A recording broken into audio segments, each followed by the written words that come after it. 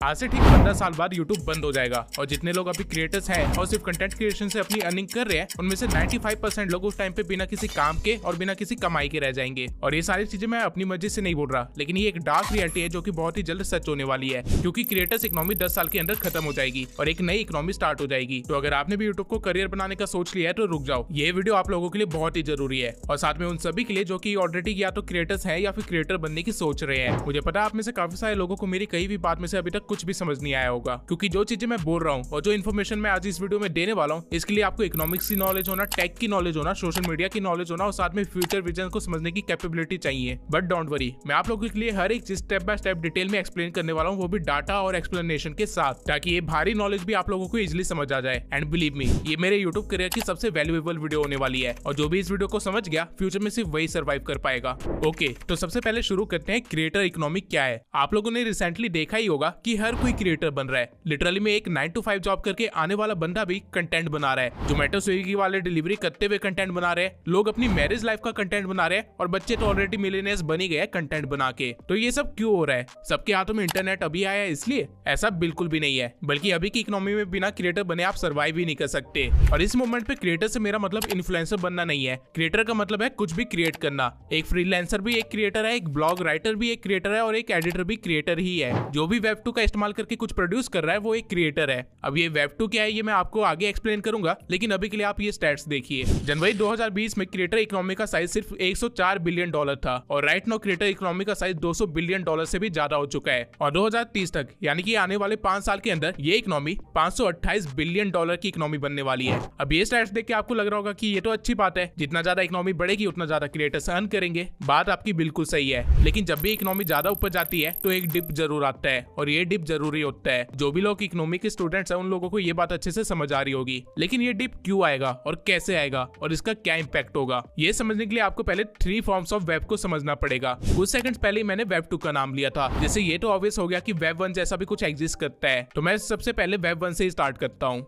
Web 1 को अगर मैं इजी लैंग्वेज में समझाऊं तो ये इंटरनेट का फर्स्ट फॉर्म है, यानी 1990 में जब लोगों ने पहली बार इंटरनेट को एक्सेस किया था उस फॉर्म को इंटरनेट का वेब 1 कहा गया था। अब वेब 1 के बारे में कुछ चीजें हैं जो आपको पता होना जरूरी है। वेब 1 में लोग सिर्फ इन्फॉर्मेशन को कंज्यूम कर सकते थे, उससे इंटरैक्ट नहीं कर सकते थे, यानी कि उस टाइम पे लोग इंटरनेट पे सिर्फ व्लॉग्स, डाटा वगैरह रीड कर सकते थे, उसे शेयर, लाइक या फिर उसमें इनपुट नहीं दे सकते थे। उस टाइम पे इंटरनेट या फिर कह लो वेब 1 में चीजें फिक्स थी, जिसे ज्यादा अपडेट नहीं किया जाता था और मोस्टली ये चीजें आर्टिकल्स या रीड ऑनली पेजेस होते थे। और वेब 1 का एरा सिर्फ 2000 तक चला, क्योंकि फिर .com बबल बस्ट हुआ, एक ऐसा बबल बस्ट जिसकी वजह से अमेरिका की स्टॉक मार्केट सिर्फ 2 साल के अंदर ही अपनी 78% वैल्यू लॉस कर लेती है। नंबर की टर्म्स में बताऊं तो $5 ट्रिलियन। ये सब हुआ था क्योंकि वेब 1 नया था और बहुत सारे बिजनेसेस इंटरनेट के भरोसे पे खुल रहे थे और लोगों ने इसे ज्यादा ऑप्टिमिज्म के साथ देखा और एक अनरियलिस्टिक हाइप क्रिएट हो गई। इस टाइम पे classmates.com और लाइव जनरल जैसे सोशल मीडिया एग्जिस्ट करते थे, जिसपे गिने चुने ही लोग थे। और जब मैं गिने चुने कह रहा हूँ तो मेरा मतलब लिटरली में गिने चुने ही है। लेकिन इंटरनेट में अपडेट आया 2004 में और वेब 2 की शुरुआत हुई। वेब 2 वेब 1 से अलग था। यहाँ पे आप सिर्फ इन्फॉर्मेशन को रीड नहीं कर सकते थे, बल्कि आप उसके साथ इंटरैक्ट भी कर सकते थे, यानी कि आप इन्फॉर्मेशन को शेयर कर सकते हो, उस पर कमेंट कर सकते हो, उसे लाइक कर सकते हो और बहुत कुछ। बेसिकली आप इंटरनेट पे अवेलेबल चीजों को सिर्फ कंज्यूम नहीं कर रहे हो, बल्कि उससे इंटरैक्ट भी कर रहे हो, उसे एक्सपीरियंस कर रहे हो। और वेब 2 में ही बनता है फेसबुक और यूट्यूब, जो कि आगे चल के क्रिएटर्स इकोनॉमी की शुरुआत करता है, क्योंकि अब लोग सिर्फ कंज्यूम नहीं करना चाहते थे, वो क्रिएट करना चाहते थे। जो भी वो देख रहे हैं या फिर जो भी वो हमेशा से करना चाहते थे उसे वो क्रिएट करना स्टार्ट कर देते हैं। वेब 2 राइट नाउ अपने पीक पे चल रहा है और इस फॉर्म ऑफ इंटरनेट ने वो अचीव कर लिया जिसके लिए बनाया गया था, सभी लोगों को क्रिएटर बनाना। राइट नाउ हम वेब 2 को उसके पीक पे एक्सपीरियंस कर रहे हैं, इसलिए हमें लग रहा है कि हर कोई क्रिएटर ही बनता जा रहा है, जो कि सच भी है और ये होना पहले से ही तय था। लेकिन जिस तरह ये कंफर्म था कि एक दिन सभी लोग क्रिएटर ही बन जाएंगे, उसी तरह ये भी कंफर्म है कि एक दिन ऐसा आएगा जब सारे क्रिएटर्स अपने करियर को नहीं बचा पाएंगे एंड टाइम के साथ रेस हार जाएंगे। और इसकी शुरुआत हो गई है वेब 3 की वजह से। अब वेब 3 क्या है? अगर मुझे वेब 3 को एक वर्ड में कंक्लूड करना हुआ तो मैं बोलूंगा डिसेंट्रलाइजेशन। वेब 1 की लिमिटेशन थी कि उसे सिर्फ रीड किया जा सकता था, इसलिए वेब 2 बना, जहाँ पे आप रीड एंड राइट दोनों कर सकते हो, यानी कि कंटेंट कंज्यूम भी कर सकते हो और क्रिएट भी कर सकते हो। लेकिन वेब 2 की एक लिमिटेशन है जो कि हर क्रिएटर को पता है, वो है ओनरशिप, और वेब 3 इसी का सॉल्यूशन है। वेब 3 में आप रीड राइट एंड ओन तीनों कर सकते हो। जिन लोगों को नहीं पता उनको बता दूं कि यूट्यूब पे आप जो भी कंटेंट डालते हो उसके ओनर आप नहीं रह जाते, उसका ओनर यूट्यूब खुद बन जाता है। यूट्यूब के पास सारे राइट्स आ जाते हैं, वो जब चाहे आपके कंटेंट को डीमोनेटाइज कर सकता है, उसे रिस्ट्रिक्ट कर सकता है या फिर टोटली रिमूव भी कर सकता है। और इसी की वजह से काफी सारे क्रिएटर्स अपनी क्रिएटिविटी को दबा के रखते हैं, या फिर कह लो उनको फुल फ्रीडम नहीं मिल रही है, जिसके लिए एक्चुअल में इंटरनेट बना था। अभी भले ही दुनिया में जितने मर्जी क्रिएटर्स हो, लेकिन अल्टीमेटली वो सब के सब इन सेंट्रलाइज्ड अथॉरिटीज के अंडर ही काम कर रहे हैं। एब्सोल्यूट फ्रीडम नहीं है हमारे पास। हमारे कंटेंट से ये कंपनीज पैसा कमाती है और उसमें से थोड़ा सा हिस्सा हमें दे देती है। कह लीजिए कि कंटेंट क्रिएशन भी बेसिकली एक जॉब ही बन गया है। लोग ने पहले जॉब की एक साइकिल क्रिएट करी, जिससे परेशान होकर उन्होंने कंटेंट क्रिएशन स्टार्ट किया और क्रिएटर इकोनॉमी बनाई, लेकिन अब कंटेंट क्रिएशन भी एक जॉब साइकिल बन गई है। इसलिए अब इस साइकिल को दोबारा ब्रेक किया जाएगा और एक नया सिस्टम बनाया जाएगा। नाउ आई नो आप लोगों का क्वेश्चन यही है कि नया सिस्टम क्या होगा और ये कब स्टार्ट होगा और हम इसे कैसे अडेप्ट कर सकते हैं। तो मैं एक एक करके इन सभी क्वेश्चंस का आंसर देता हूं और आप लोगों से रिक्वेस्ट करता हूं कि इस पार्ट को गलती से भी स्किप मत करना, क्योंकि ये पूरी वीडियो बनाने के पीछे मेरा मेन रीजन यही वाला पार्ट था। मैंने जस्ट कुछ सेकंड्स पहले ही आप लोगों को कहा था कि वेब 3 का मतलब है डिसेंट्रलाइजेशन, यानी कि सेंट्रल अथॉरिटी जैसा कुछ एग्जिस्ट नहीं करेगा और हर एक क्रिएटर खुद के कंटेंट का पूरा मालिक होगा। यही है वेब 3 में कंटेंट क्रिएशन का फ्यूचर, और ये चीज ऑलरेडी स्टार्ट हो गई है। जैसे ही वेब 3 कॉमन होगा, यूट्यूब बंद हो जाएगा, क्योंकि यूट्यूब एक सेंट्रल अथॉरिटी है और वेब 3 में अथॉरिटीज एग्जिस्ट नहीं करेगी। वेब 3 में नए प्लेटफॉर्म्स आएंगे जहाँ पे क्रिएटर्स ही ओनर्स होंगे और डायरेक्टली अर्न करेंगे अपनी ऑडियंस से विदाउट एनी मिडलमैन। लेकिन मेन क्वेश्चन तो ये है कि अगर अथॉरिटीज ही एग्जिस्ट नहीं करेगी तो हमें पैसे कहाँ से आएंगे, कंटेंट क्रिएटर्स कहाँ से अर्न करेंगे? जवाब है कम्युनिटीज से। फ्यूचर में, यानी कि आने वाले 10 साल में, सोशल मीडिया प्लेटफॉर्म्स भी टीवी की तरह हो जाएंगे। अगर आप लोगों को याद हो तो पहले 2000 से लेकर 2010 के करीब केबल के थ्रू टीवी देखा जाता था। हर महीने केबल कंपनी को 70 से 100 रुपए दिए जाते थे और हमें नियरली 30 से 40 चैनल्स दिखते थे टीवी पे, जिनमें से हम कुछ भी देख सकते थे। लेकिन फिर नए नए चैनल्स खुलने लगे और केबल गायब हो गया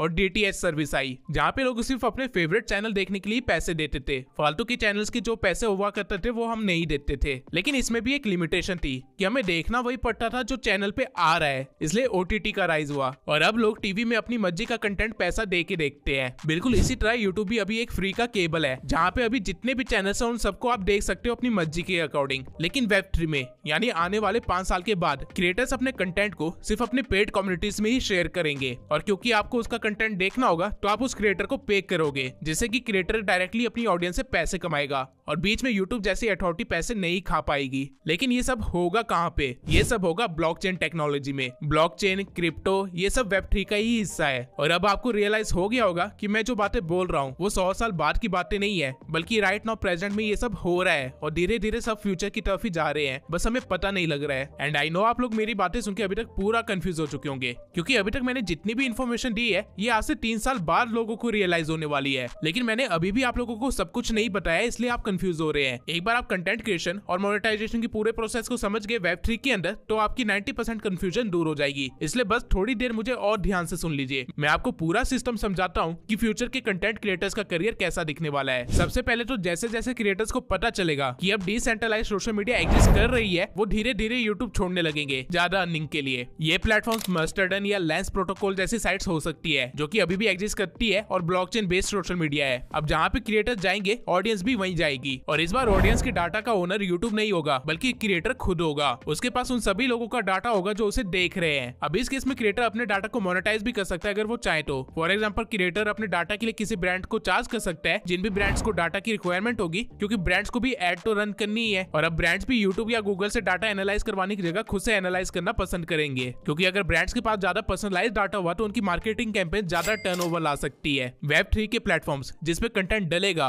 वो आपको टोकन्स या क्रिप्टो दिया करेंगे उनके प्लेटफॉर्म को चलाने के लिए, या फिर उस पर कंटेंट डालने के लिए, या फिर जब भी आप उसके प्लेटफॉर्म पे एंगेज करोगे उस चीज के लिए भी। स्टीमिट एक ऐसा ही प्लेटफॉर्म है जो कि उस पे कंटेंट डालने के लिए आपको टोकन्स देता है, बेसिकली क्रिप्टो। एंड वेब 3 में क्रिएटर्स को पता होगा कि उनको किसी स्पेसिफिक नीश में ही वर्क करना है, इसलिए उनकी जो भी कम्युनिटीज बनेगी या फिर जो भी लोग उन क्रिएटर्स को देखेंगे वो एक नीश ड्रिवन कम्युनिटी होगी और आपकी ऑडियंस भी आपको टोकन्स ट्रांसफर करेगी आपकी कम्युनिटी में ऐड होने के लिए या फिर बने रहने के लिए। ये काइंड ऑफ एक सब्सक्रिप्शन बेस्ड चीज हो जाएगी। ऑडियंस को प्लेटफॉर्म की तरफ से एंगेजमेंट टोकन्स मिला करेंगे जो कि वो यूज कर सकते हैं। जब भी ऑडियंस को कोई कंटेंट या कम्युनिटी पसंद आएगी तो वो टोकन्स को ट्रांसफर किया करेंगे क्रिएटर को और उन क्रिएटर्स को वो अपवोट किया करेंगे, जिससे बाकी लोगों को भी पता चलेगा कि ये कम्युनिटी अच्छी है और यहाँ के क्रिएटर्स अच्छे हैं और ऐसे ही धीरे धीरे उस क्रिएटर की कम्युनिटी ग्रो होगी। क्रिएटर इवन अपने कम्युनिटी के छोटे छोटे शेयर्स भी सेल कर सकता है, जिससे जब भी उसकी कम्युनिटी बढ़ेगी तो उसको भी प्रॉफिट होगा और साथ में शेयर होल्डर्स को भी। पेट्रॉन जैसी साइट्स का भी Web3 का एक वर्जन बनेगा जहाँ पे आपके कम्युनिटी के बिगेस्ट फैंस या कह लीजिए मोस्ट इंपॉर्टेंट लोग आपके ट्रू रिवॉर्ड ले सकेंगे और रिवॉर्ड में आप कुछ भी दे सकते हैं, अपने कम्युनिटी के शेयर्स भी दे सकते हैं या फिर कोई स्पेशल कंटेंट या फिर कोई एक्सक्लूसिव मेंबर का कार्ड, कुछ भी। क्रिएटर्स का अपनी ऑडियंस के साथ उन कम्युनिटीज में वर्चुअल मीटअप्स वगैरह भी होगा मेटावर्स की वजह से।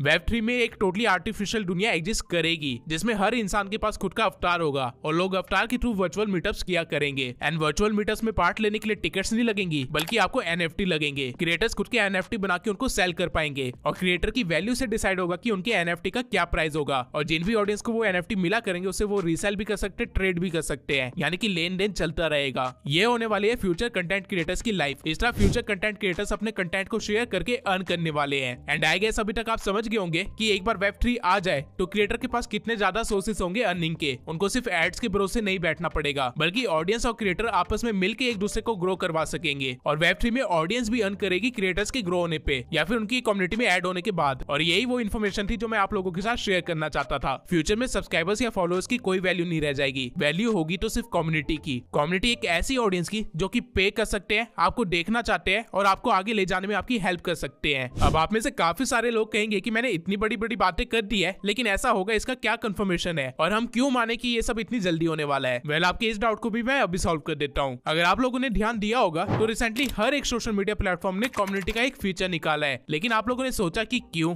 फेसबुक पे कम्युनिटी है, व्हाट्सएप पर चैनल्स हैं, इंस्टा पे ब्रॉडकास्टिंग चैनल्स है, यूट्यूब पे मेंबरशिप का फीचर है, लेकिन ये सब क्यों? क्योंकि सोशल मीडिया प्लेटफॉर्म चाहती है कि क्रिएटर्स अपनी एक कोर कम्युनिटी बनाए, उनकी ऑडियंस से वो ज्यादा इंटरेक्ट कर पाए, ज्यादा जुड़ पाए, क्योंकि इससे फ्यूचर में सोशल मीडिया प्लेटफॉर्म्स को ही फायदा होगा। जब कोई फीचर पुराना होता है या कॉमन हो जाता है तो कंपनीज का काम होता है कुछ नया लेके आना या एक नई डिमांड को क्रिएट करना ताकि कंपनी चलती रह सके। जब इंस्टा और यूट्यूब पे फॉलोअर्स और सब्सक्राइबर्स गेन करना इजी हो गया तब उन्होंने कम्युनिटी का फीचर निकाला ताकि क्रिएटर बिजी रहे कम्युनिटी को बड़ा करने में और ऑडियंस भी एंगेज रहे क्रिएटर के साथ। इसके सिवाय टेलीग्राम जैसे प्लेटफॉर्म्स जो कि इतने टाइम से एग्जिस्ट करते हैं, उन्होंने भी अभी अपने प्लेटफॉर्म को मोनेटाइज कर दिया है, लेकिन वो क्रिएटर्स को पैसे बैंक अकाउंट में नहीं देते हैं बल्कि क्रिप्टो में देते हैं। उन्होंने खुद का एक क्रिप्टो बना रखा है जो कि है टोन। आपके चैनल पे कितनी एंगेजमेंट है उस हिसाब से आपको टोन टोकन्स मिलते हैं जिनको आप लेटर ऑन अपने क्रिप्टो वॉलेट में ले जा सकते हो और फिर उसको क्रिप्टो के साथ ट्रेड कर सकते हो या फिर विड्रॉ कर सकते हो। रेडिट पे भी सेम वे में कम्युनिटी पॉइंट्स मिलते हैं जो कि इथेरियम ब्लॉकचेन के लेयर 2 पे स्टोर होते हैं। सिंपल लैंग्वेज में अभी के लिए ये समझ लो कि सोशल मीडिया प्लेटफॉर्म्स क्रिप्टो दे रहे हैं। इंस्टा के रिवॉर्ड सिस्टम को सोशल फी बोलते हैं, यानी कि सोशल फाइनेंस, और 2024 में सोशल फाइनेंस की मार्केट वैल्यू ऑलरेडी 2.5 बिलियन से ज्यादा हो चुकी है। राइट नाउ मार्केट में 400 से भी ज्यादा सोशल फाइनेंस प्रोजेक्ट चल रहे हैं और इनमें से कुछ के नाम है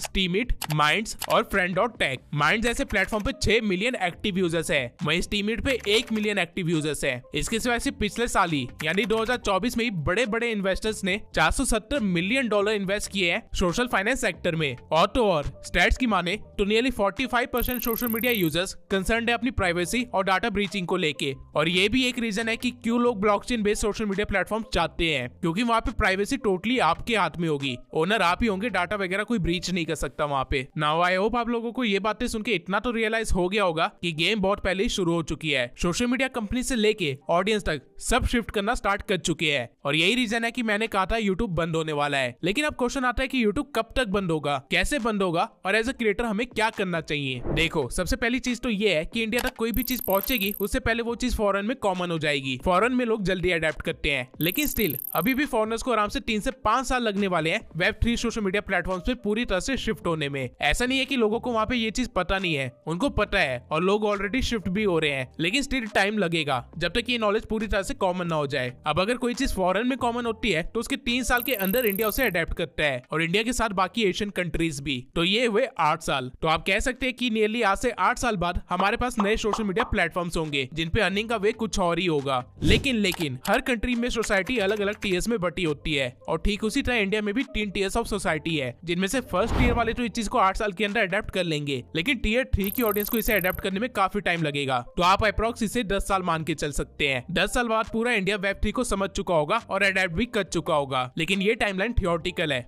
प्रैक्टिकल लाइफ में कभी भी कुछ भी हो सकता है। 10 साल का टाइम पीरियड तब है जब सब कुछ स्टेबल है दुनिया में और हमारी सरकार उसी तरह चले जिस तरह अभी चल रही है। लेकिन अगर थोड़ा भी वर्ल्ड पॉलिटिक्स या फाइनेंस इंडस्ट्री में कुछ होता है तो ये टाइम पीरियड आराम से 15 साल तक जा सकता है। लेकिन 15 साल लास्ट है। 15 साल से ज्यादा नहीं लगने वाले इस टेक्नोलॉजी और इकोसिस्टम को कॉमन होने में, क्योंकि तब तक जनरेशन एक्स जिनको टेक्नोलॉजी समझने में सबसे ज्यादा प्रॉब्लम होती थी वो नियरली खत्म हो चुकी होगी। मिलेनियर्स अपने 40 में होंगे और जनरेशन जेड जो कि हम है, हमें अडेप्ट करने में टाइम नहीं लगेगा। और जनरेशन अल्फा और बेटा जो कि अपनी यूथ में होगी वो तो पैदा ही इस चीज के साथ हुई होगी, तो उनके लिए बहुत ही कॉमन होगा। तो 15 ईयर हमारी टाइमलाइन है। 15 साल बाद आपको अपने करियर को बचाने के लिए दूसरी जगह शिफ्ट करना ही पड़ेगा। लेकिन क्या सब लोग अपना करियर बचा पाएंगे? जवाब है नहीं। फ्यूचर में सिर्फ वो क्रिएटर सिक्योर है जिसके पास कम्युनिटी होगी, और कम्युनिटी ऐसी होगी जो कि बाकी कॉम्पिटिटर से बेटर होगी, तभी आप लोग अर्न कर पाएंगे। अदरवाइज लोग दूसरी कम्युनिटीज में पैसे लगाएंगे और आपको कुछ भी अर्निंग नहीं होगी। इस सब के सिवाय जो लोग अभी मिडिल क्वालिटी या लो क्वालिटी कंटेंट बना के अभी अपना काम चला रहे हैं वो एग्जिस्ट ही नहीं कर पाएंगे, क्योंकि उस टाइम तक लोगों का कंजप्शन पैटर्न चेंज हो चुका होगा। जिस तरह टिकटॉक बैन होने के बाद लोगों को टिकटॉक का कंटेंट क्रिंज लगने लगा था और वो हाई क्वालिटी रील्स और शॉर्ट्स देखने लगे थे, ठीक उसी तरह जो बेकार नीश है या मीडियोकर कंटेंट है उस टाइम पे सिर्फ क्रिंज बन के रह जाएगा और कुछ नहीं। सर्वाइव सिर्फ वो कर पाएंगे जो टेक्नोलॉजी को जल्दी से अडेप्ट करेंगे और ऑडियंस को नचाना जानते होंगे और उनकी डिमांड उनसे बेटर समझ पाएंगे, उनके डाटा को अच्छी तरह से यूज कर पाएंगे, स्टडी कर पाएंगे और अपना काम चला पाएंगे। जितना आसान अभी के टाइम पे इन्फ्लुएंसर बनना है उतना ही मुश्किल होगा उस टाइम पे इस मार्केट में घुसना, और यही टाइम होगा क्रिएटर्स इकोनॉमी के खत्म होने का और मार्केट में एक डिप आने का। इसलिए मेरी आप लोगों को एडवाइस है, जब तक ये क्रिएटर इकोनॉमी चल रही है आप लोग जितने पैसे कमा सकते हैं कमाइए और ऑनलाइन के साथ साथ ऑफलाइन बिजनेस भी खोलिए, क्योंकि दुनिया बदलेगी और ये सब इतनी जल्दी होगा कि कोई भी रियलाइज नहीं कर पाएगा। अगर आप आज भी क्रिएटर बनने की सोचते हैं तब भी आपको क्रिएटर बनने में कम से कम 3 साल लग जाएंगे और फिर आपके पास कमाने के लिए सिर्फ 12 साल होंगे, और नॉर्मली एक क्रिएटर का पीक टाइम सिर्फ 5 साल तक चलता है। तो मान के चलिए कि अपना फ्यूचर सिक्योर करने के लिए आपके पास सिर्फ 3 साल ही होंगे, लेकिन आप इस सबसे बच सकते हैं। अगर आप अपने लर्निंग पीरियड को कम करके जल्दी से स्टार्ट कर दो तो आपके पास 3 साल से ज्यादा का टाइम होगा। आप लोगों की हेल्प करने के लिए मैंने अपने 3 साल के एक्सपीरियंस से और नॉलेज से एक 7 घंटे का कोर्स बनाया है जो कि टोटली फ्री है। मैं रियली सजेस्ट करूंगा कि अगर आप सच में सीरियस है कंटेंट क्रिएशन को लेके तो उस वीडियो को पूरा देखना, उसको समझना। आप 3 साल के अंदर जो गलतियां करके सीखने वाले थे वो सब कुछ 1 साल के अंदर ही हो जाएगा और आपके पास 2 साल एक्स्ट्रा होंगे अर्न करने के लिए। और अगर आप लोग मेरी बातों को समझ पाए तो आपका पीक पीरियड सिर्फ 5 साल के लिए नहीं चलेगा बल्कि उससे ज्यादा चलेगा, और जब तक क्रिएटर इकोनॉमी खत्म होगी तब तक आप इतना अर्न कर चुके होंगे कि आप अपनी जनरेशन वेल्थ क्रिएट कर चुके होंगे। इस सब के अलावा मैं चाहता हूँ कि मेरे सब्सक्राइबर Web3 के पहले यूजर्स बने, इसलिए मैं आप लोगों को कम्युनिटी बिल्डिंग भी सिखाना चाहता हूँ ताकि फ्यूचर के लिए आप लोग तैयार रहे। अगर मुझे इस वीडियो पे 3000 से ज्यादा कमेंट्स आते हैं तो मैं कम्युनिटी बिल्डिंग और पेड ऑडियंस कैसे ग्रो करनी है वो चीज भी आप लोगों को टोटली फ्री में सिखाऊंगा, वो भी पूरी ट्रांसपेरेंसी के साथ फ्यूचर टेक को ध्यान में रखते हुए। आई नो ये वीडियो काफी लोगों को अभी समझ नहीं आएगी, लेकिन ये फ्यूचर है और आज नहीं तो कल आप इस वीडियो पे दोबारा जरूर आओगे। तब तक के लिए मेक श्योर कि आप अपनी यूट्यूब जर्नी को स्टार्ट कर दे और इस वीडियो को जरूर देखें। मिलते हैं अगली वीडियो में।